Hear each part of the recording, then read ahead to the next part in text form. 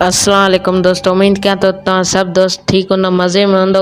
अॼु तव्हांखे नई अपडेट ॾींदो हलां त जेको सिंध टीवी ते ज़ार ज़िंदगी ऐं सिंध जा ई ड्रामो हले पियो, इहा ख़बर हली रही आहे त सिंध टीवी ते जेका बि ड्रामा ईंदा त 100 किस्त खां एपिसोड खां अॻिते न कोई हलायो ड्रामो वेंदो।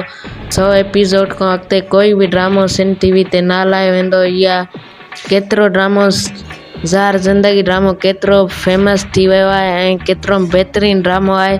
सिंधाई ड्रामो बि तमामु बहितरीनु ड्रामो आहे, पर सिंध टीवी ते जेको बि ड्रामो हलंदो 100 एपिसोड खां मथे न हलंदो। वधीक ख़बर हासिलु करण जे लाइ मुंहिंजे चैनल अयाज़ अहमद चाचड़ खे सब्सक्राइब कंदा ऐं लाइक कंदा।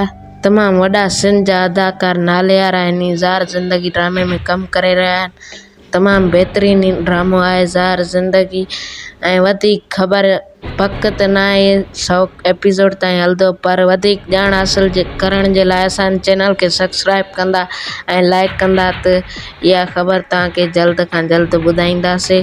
ऐं मीरा ऐं रबन जी शादी थींदी या न, इहो कमेंट में ज़रूरु ॿुधाईंदा त वरी अॻिले वीडियो में तव्हांखे ज़रूरु ॿुधाईंदासीं थींदी या न। तेसि तक अल्लाह हाफ़िज़।